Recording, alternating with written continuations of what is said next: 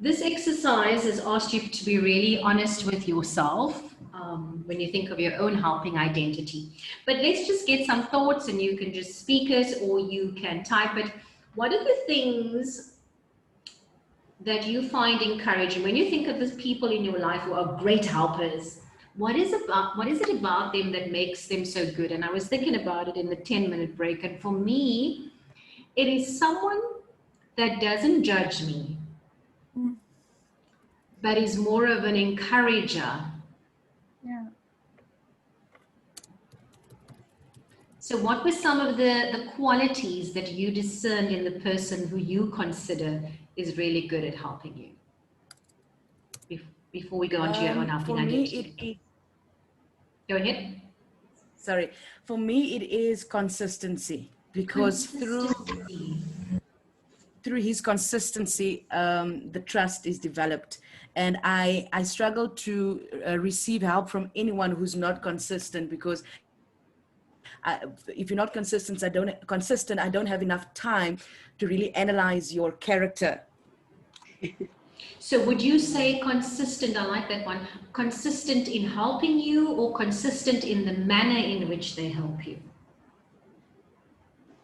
Consistent in helping me, in their presence in my life, but also consistency in their character, and the information that they are giving me. So that's really important consistency to you. all around.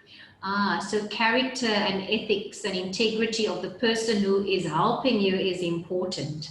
Key, because Jenna Lee, I had a Jenna May last year. Jenna Lee, that is equally important in terms of you being a helper. So that's great that you pointed out. Somebody else? There were a few hands raised. So I guess if someone is helping you, yet their life or their lifestyle is contradicting that which they are offering you in help, that would be a bit suspicious and make you feel a bit uneasy. Would you say? Absolutely. So character is key. Wow. The personal characteristics of the person who is helping you. Yes. Yes, 3 participants raising hands. Let me click and see what your names are. Go ahead. Just go ahead and speak. For me personally, it would be someone who lets me feel.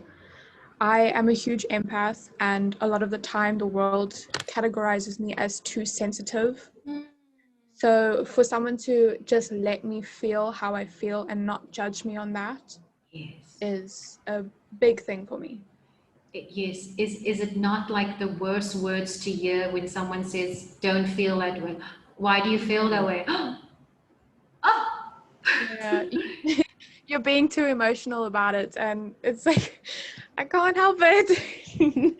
But yes, shame, and bless their souls, often with husbands and in the romantic relationship, and men are kind of like fixer-uppers. Men on the group, tell me if I'm wrong, it's very kind of a logistical way of thinking. Well, if that doesn't work, do that, or feel that instead. yeah, my boyfriend's like that. He's always like, you're overthinking this, just rather think of it this way. And I'm like, but that's not how it is in my brain. This is how it is. He's like, no, you're being too emotional. And we must not see that as something bad. I think what we do need to focus on, Sky, is also protecting ourselves in terms of those personal boundaries. When I became a helper, I was taking all of that stuff home, and it's hard not to. So to develop the skills. In my fieldwork experience, I also had some experience at a hospital, and the woman didn't have a gown or any toiletries. And I went home and I asked my stepmom, do you have a spare gown and toiletries? And I went back and I gave it to her, and my supervisor at Cornerstone said, Taryn, you can't do that. So because then there's this expectation that I have to be able to help everybody in this way, and if I can't, I feel bad. So there's that wonderful balance. We cannot help everybody, and So don't tell me how I feel is what you're saying. So someone who allows you the space to feel.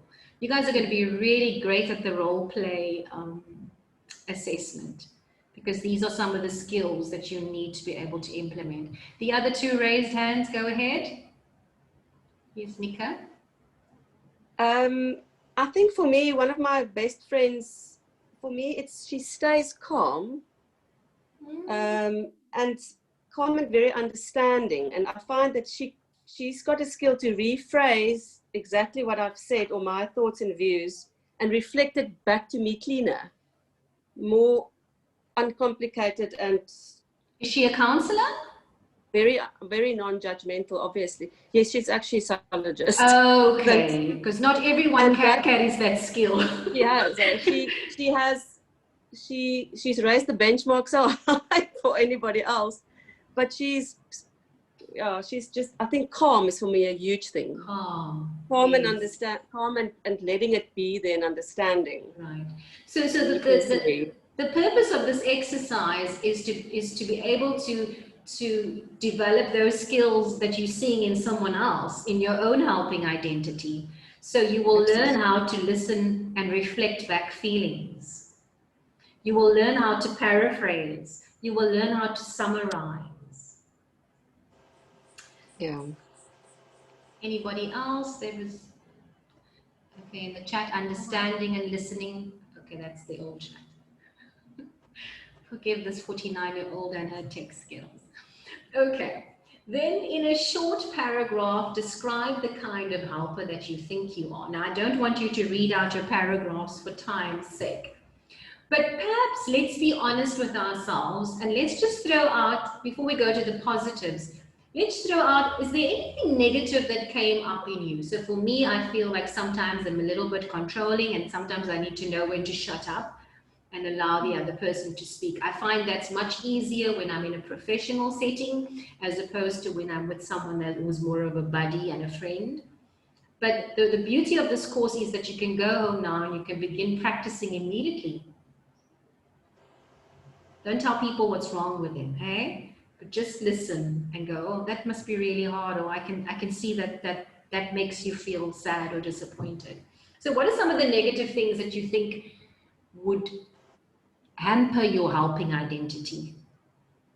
Just throw out words.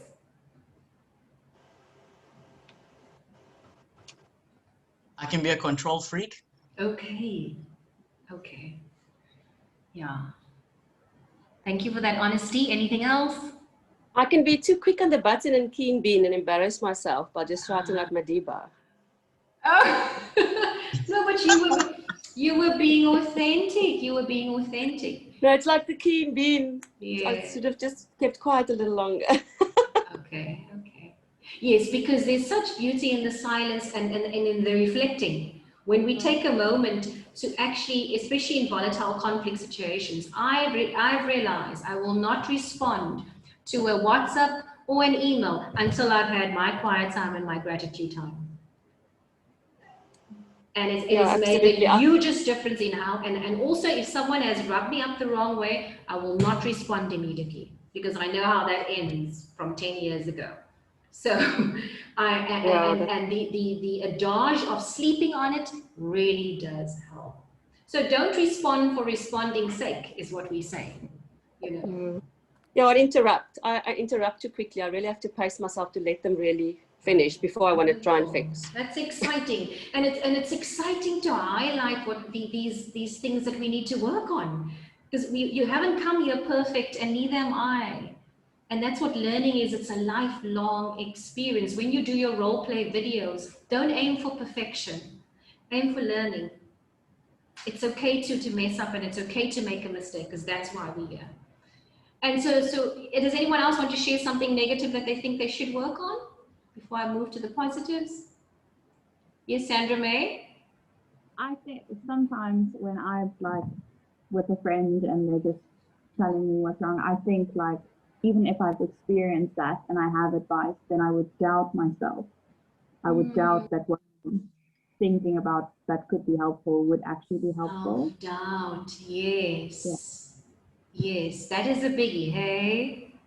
In terms of trusting. Oh my word. And that's a real thing as a beginner counselor. Will I say the right thing? Am I sounding stupid? Will they like me? Right. Okay. Any positives? I believe my empathy levels are my superpower. So what are the positive things about you that you believe makes you an effective helper?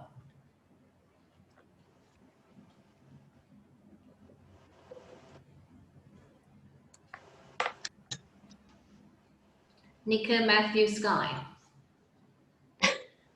I'm not practicing my not jumping in skill.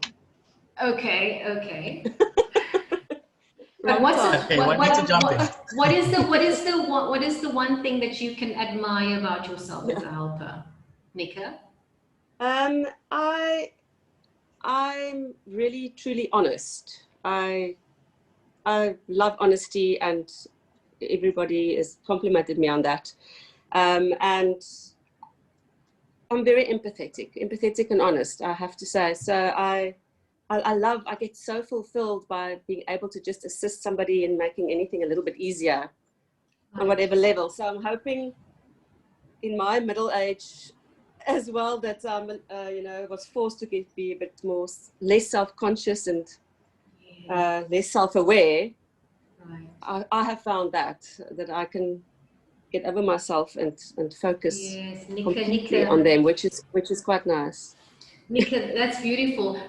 Every year I have what I call a more mature student. You, mine, Nika. Last year it was Mary. I was a more mature student who comes in feeling a little bit, But I want to encourage you that you have something beautiful to offer, as do the less mature students. And the beauty is to learn from each other. Because I'm so privileged to be in a conversation with these young people. I can't tell you how excited I am. I see all these young faces, and it's so awesome for me. They have something to share they are with you, inspiring. And you have something to share with them. Don't ever question it. Matthew, yes? I think for me, I'm good at getting people to see the bigger picture. Oh, So I'm good at not seeing things in isolation and just making it broad. And wonderful. then, it can turn something really small Yes. into, it's so inconsequential if you look at it in the bigger picture. That is a powerful skill to have, because people come to you and they can't see the bigger picture. Yeah. Yes. Sky, you had your hand up, and then Sandra. Mine would just be keeping quiet. I know Silence. I'm told that I'm a very good listener, as in I don't butt in when someone's talking to me. I let them give out all their frustration, everything. And then after that, I'll say, okay, but how would, look at this point, look at that point. You said this offended you. Why did that offend you? So I like the fact that I know how to listen to someone rather than just them talking. And you probably offering people what you would love to also have yourself in a listener. Yes. Sandra May, you had your hand up. I would be the same as Sky, also listening. I'm very good at just listening, but also time. I'm willing to give my time. Your which time. I think is sometimes people just want you to be there. Just want you to actually be there and give your time to them. It's a gift. Our time is a gift. Yes, thank you. Lauren Dempsey, yes. Last one. Yeah, I just want to also say I love your energy, Nika. And and no, I think I'm so embarrassed. I just love encouraging people. I think that is something for me. I do feel I am good at listening. I have gone through quite a bit in my years as well. So I think that also helps when you have overcome a lot to be able to feel and much more deeper. Absolutely. And encourage people. I think that I've only realized that is actually a gifting that you do get, and to work more on that and see that. So yeah. Thank you, Lauren. That's powerful. I don't know if you've heard of the book called The Wounded Healer, and what it's like to be a wounded healer. And I think when we look at our attributes, we have been gifted these things because we've really been called to the helping profession. You don't wake up and say, I want to be a helper. These are these innate nudgings that say, oh, this is my place in the world. This is where I feel at home. This is my oxygen. I cannot see myself doing anything else. So let's quickly recap. Counseling is, let's see if you've been paying attention. Is it a romantic relationship, a helping relationship, friendly relationship, or an empowering relationship? Based on what we said, what's the most common answer there? Helping. Yes, of course, it's also empowering, but it's all about helping. Easy peasy, hey? Choose the most appropriate answer. Life skills enables individuals to tie their shoelaces, effectively communicate, improve relationships, or deal effectively with the demands and challenges of everyday life. Which one? We deal effectively with the demands. Yes, I'm between 1 and 3. absolutely. Yeah, so 3 and 4 would be a particular skill, but life skills in its body is aiming to help people deal with challenges. Which characteristic is not a feature of helping? Not. Taking over. Yes, bravo, bravo. And you know, these things are so simplistic, yet we find ourselves very subconsciously doing it. I find especially with my son. And so I really have to rein myself in and remember that he too has a brain of his own. And often we're perpetuating those parenting traits that we received. So what do you think it means to flourish? I love this word, to flourish. What comes to mind when you think of flourish? Type it in the chat or say it. Yeah, flourish. Something's flourishing. What is it?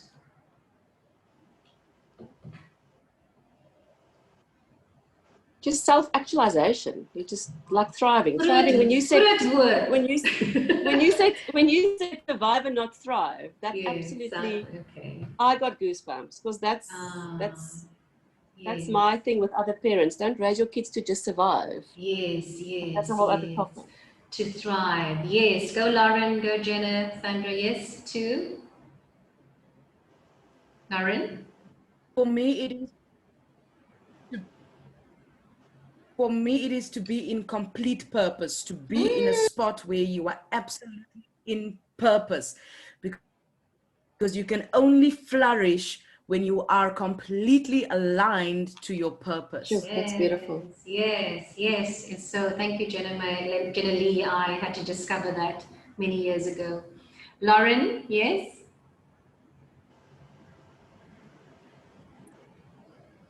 Lauren's hands up. Sandra May, unmute yourselves.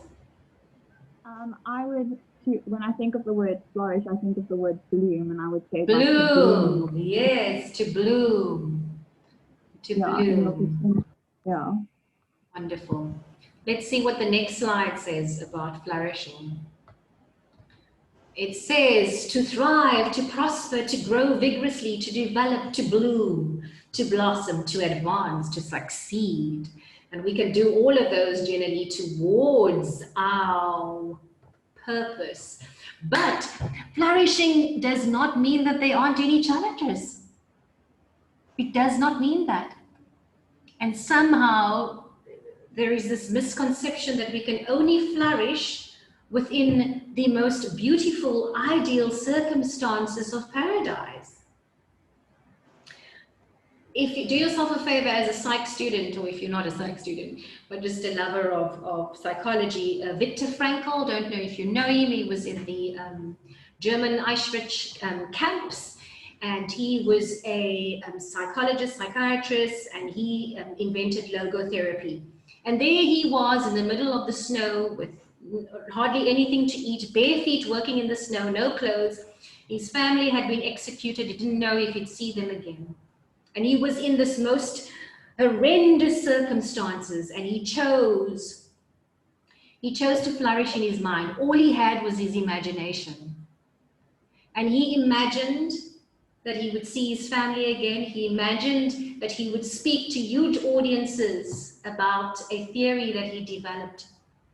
He went on to be released from the camp, from the concentration camp, and went on. He had lost his family, but he went on to speak at huge gatherings. So often the power, our mind is our most powerful weapon and our most dangerous if we don't know how to use it. It's here. It starts here, nowhere else. It's not about who did what to me and how bad my childhood was, and we acknowledge that, and I have great empathy for it. But I was thinking this morning that the blame game does not help us to move forward and to flourish. It does not. We have the power to change that story. And so you journeying with people, helping them to make meaning of that story. You're going to hear about PERMA throughout this module. So you know what positive psychology is, the study, the scientific study of people's strengths and their resources and the belief that people want to do well. We don't want to be criminals. We don't want to be sad. We don't want to live alone. There is an innate desire in all of us to work, to have fun, to have play, to have meaning, to have purpose. And so Martin Seligman came up with this wonderful model called PERMA. And this is what you will aim for in this module. When you are counseling, you will be aiming for PERMA. When you are in a life skills program, you'll be aiming for PERMA. So what is PERMA? He says that it's not just enough for us to help people feel less depressed or not make them sad. How do we increase people's positive emotions? So it's not just about be happy, put a smile on your face. That's superficial and everybody can fake a smile. It's about how do I increase, where do I find my hope? It's like what you were sharing in the beginning. How did you get through 2020? There were challenges. But what helped you to feel good? What helped you to have faith? What helped you to find joy, to find gratitude in the midst of that struggle?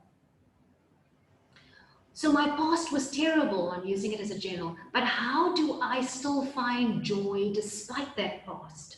That's my purpose generally, is to help people become products of purpose as opposed to products of pain. Engagement. How can we find wonderful, and for me sitting right here, I have goosebumps in front of you because this is my joy. This is my happy place. When I go out that door, I still have some trials and challenges that I have to deal with.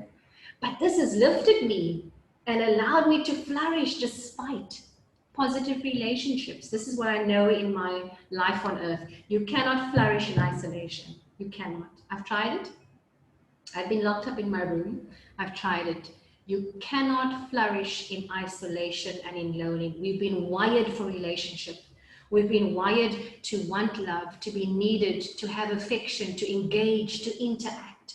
What does it feel like when you haven't seen a girlfriend in a long time and you meet for coffee? And it's therapy. It's free therapy. Meaning. And I think meaning ties in generally with purpose. Why, despite my trials and tribulations, do I get up in the morning? Because there are people who are depending on me because I have a purpose. If I give up on them. I'm talking from my own experience. What is the reason you get up in the morning? Why are you here? Why is it that some of us did not make it into 2021 because of suicide? We look at people who have lavish lifestyles, celebrities who, despite material possession, have taken their lives because meaning is not attached to anything material. And it is unique to everybody. You will have to find it for yourself. Accomplishment, that thing that makes me feel, oh, I did this today. And I often say to my clients who are grieving, if accomplishment means taking your next breath, then that's good enough. It's about what is good for you right now. It's not this big unattainable thing of writing a book. For me, accomplishment right now is writing 10 words because it brings meaning. It gives me joy. And that's what I've learned. Those expectations bring them down. They set you up. In the handout in week 1, you'll find a PERMA model, and I want you to go back to PERMA in your quiet time before I see you next week again. Look at some of the ways you can increase PERMA in your own life. Once you begin doing that for yourself, it becomes much more easy to help others find their PERMA. So Martin Seligman says there are those who practice in a space of learned helplessness. Oh my word, it's COVID-19. The world's coming to an end. There's nothing, my story's over. I have nothing to live for. It's done. As opposed to, oh my word, I've learned a new skill. I'm still able to engage my students. I am excited about my future. And so that's where we need to move them from a place of learned helplessness. And often it's also because of cultural impressions, you know, to learned optimism. So things I want to leave you with, and I want you to think about, what are some of the ways that you can help people flourish in relationship? And think just in your own home, begins in your Jerusalem. How can you help people overcome hurdles to flourishing? How can you develop the people skills in order to thrive? How do you work within people's lives in order to increase their connections to people, to support their growth and development? It's a big ask. It's a big ask, but it's doable. And if you stay in touch with yourself and you're honest with yourself and you learn the content and you allow the content to change you, then it is possible. Helping others is like helping yourself. I've lived this, I've experienced it, I know it to be true. Any final thoughts as I say my goodbyes? And are you excited to help? Yes, I want to say thank you, Taryn. Bless you. Thank you, thank you. Thank you for your gratitude. I receive it. Are you excited to help yourself? Yes. Yes, I think for me, that's the important thing is that I already have the feeling just through this one session that I'm going to be helping myself in order to help others better. So thank you so much for these counseling sessions, for these weekly counseling sessions. Oh, are they counseling? Are they counseling? I want to say that I'm often students, when I mention the word vulnerability, they want to run for the hills and deregister from this module.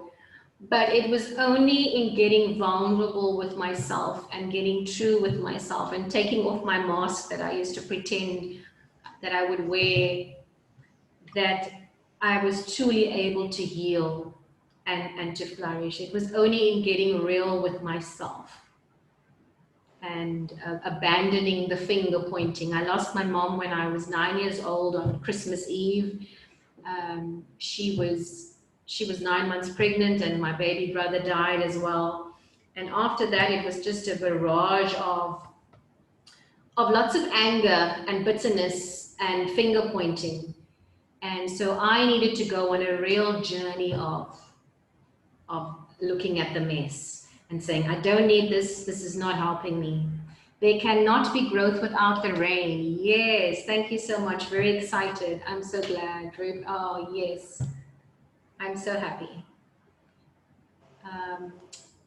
When I used to sing in the Middle East, I used to end off and say thank you and good night. And it's become my little thing. So thank you and good night. And remember that the world needs you. Oh, it's such a privilege to be here. Thank you.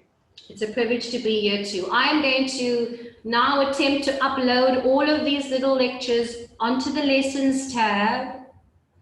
And I shall be opening up the lessons tab that you can go through that content. I would like to take a picture, but if I could just find the screen that shows me everybody's faces, that would be really great.